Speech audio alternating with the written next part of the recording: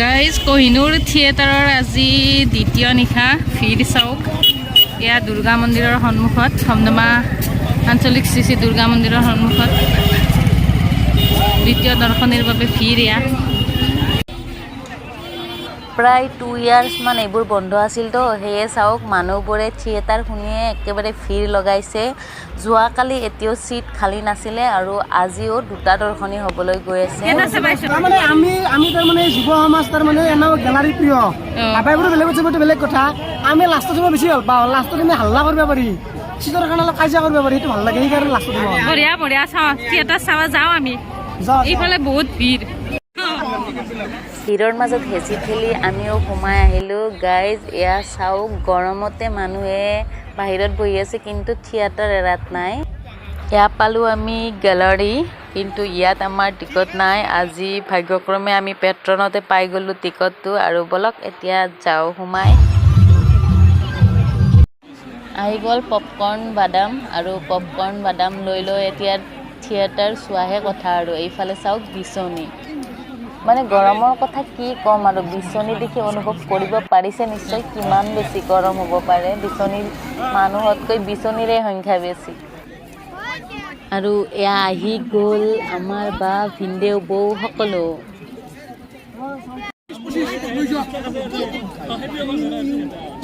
Theatre চাবলৈ বুলি এয়া ব্লেক এণ্ড হোৱাইটো আহি গ'ল এয়া প্ৰেক্ষাগৃহ আন্ধাৰ হৈ গ'ল আৰু কিছু সময় পিছতে গীত নৃত্যৰ মাজেৰে আৰম্ভ হৈ যাব থিয়েটাৰ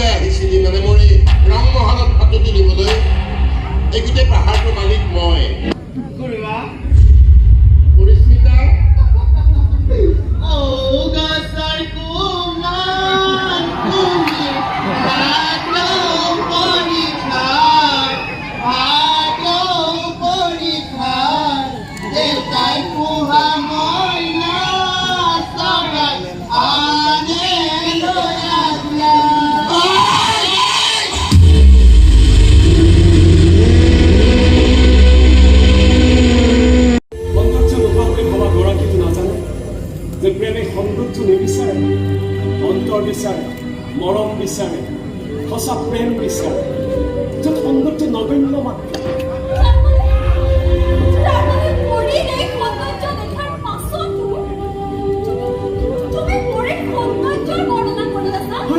ভাল পাওঁ কেৱল ভাল পাওঁ বুলি ক'লে ভুল হ'ব প্ৰেম আৰু কোনোৱে দেখো প্ৰেমে সৌন্দৰ্য নিবিচাৰে মৰম বিচাৰে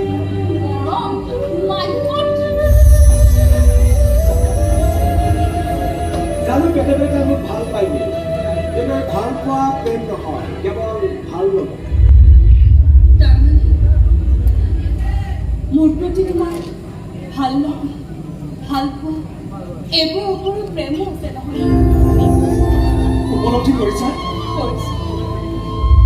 বহুত ভাল পালোঁ মই তোমাক ক্লাছ 5ৰ পৰা আমি একেলগে পঢ়া কলেজত তুমি পঢ়া কলেজত পঢ়িছিলোঁ মই গুৱাহাটী কলেজত পঢ়াবলৈ বহুত চেষ্টা কৰিছিল, কিন্তু মই নগ'লো। তুমি লোৱা ছাবজেক্টবোৰকে লৈ একেলগে আমি ক্লাছো কৰিছিলোঁ। তুমি ফাৰ্ষ্ট বেঞ্চিত, মই ছেকেণ্ড বেঞ্চিত। তোমাক চাই চাই ইমানে প্ৰেমত পৰিল যে এতিয়া কোনো ছোৱালী চাব নোৱাৰা হৈ থাকিল। এচিকে জ্বলাই দিয়া এই গুলগছ মুখখন দেখাৰ পাছত তুমি মোক ভাল পাওঁ বুলি ক'ব পাৰিবা। তুমি যদি সন্মতি দিয়া, আজি তোমাক ভোট হৈ স্কুৰি হিৰত সেন্দুৰ দিব পৰাকৈ ভাল পাওঁ তোমাক।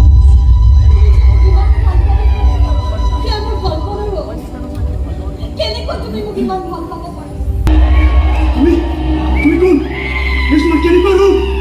এইখিনি আহি পালাই যেতিয়া, মোৰ আচল ৰূপটো দেখিলা যেতিয়া, তুমিওতো এতিয়া ইয়াৰ পৰা ওলাই যাব নোৱাৰিবা।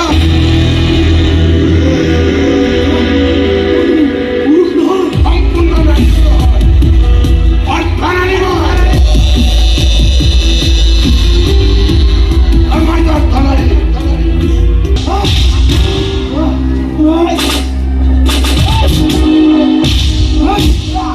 Your Honor, সাংবাদিক আদিত্য বেজবৰুৱাৰ কেছটো এক্সিডেণ্ট কেছ নহয়, ই এটা মাৰ্ডাৰ কেছ। যিদিনা সাংবাদিক আদিত্য বেজবৰুৱাক হত্যা কৰা হৈছিল, তাৰ দুদিন আগত MLA কাঞ্চন বৰুৱাৰ দুৰ্নীতিৰ বিৰুদ্ধে এটা নিউজ সম্প্ৰচাৰিত হৈছিল, যিটো নিউজে সমগ্ৰ অসমবাসীৰ দৃষ্টি আকৰ্ষণ কৰিবলৈ সক্ষম হৈছিল।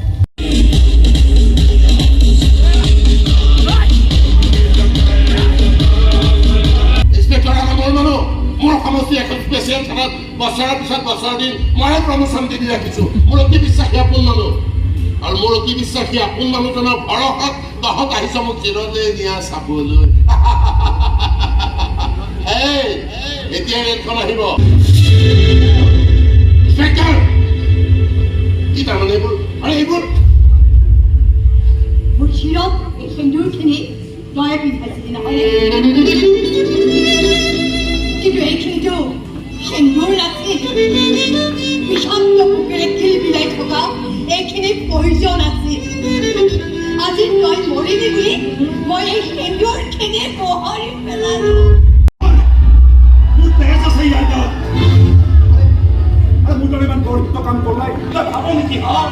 ভাব নেকি মই শান্তিত আছো? প্ৰতিদিনে মই প্ৰাচিত্য কৰি আছো। মোক চাকৰি দুহাই দি মোৰ পৰা যি পাপ কৰোৱালি, সেই পাপৰ ফল হ'ব পাৰে মন্ত্ৰী, কিন্তু মোৰ দৃষ্টিত মন্ত্ৰীত পাপ নহয়। সি মোৰ সন্তান। লৈ যাই যাক। এই ৰমা, তেনেকুৱা নাকা থাকা লাকা খালো।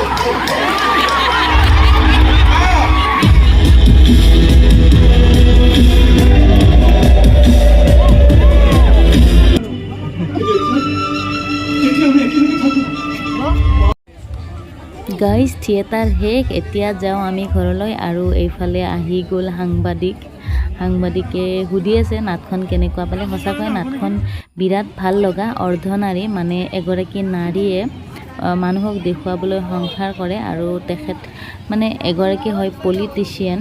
তাৰপিছত গোটেই ঘটনাৰ আৰম্ভ, আৰু কাহিনীটো অলপ ইউনিক আছিলে। আপোনালোকে য'তে যেনেদৰে সুবিধা পায় নাটখন চাব বুলি আশা ৰাখিলোঁ। আজিলৈ বাই বাই।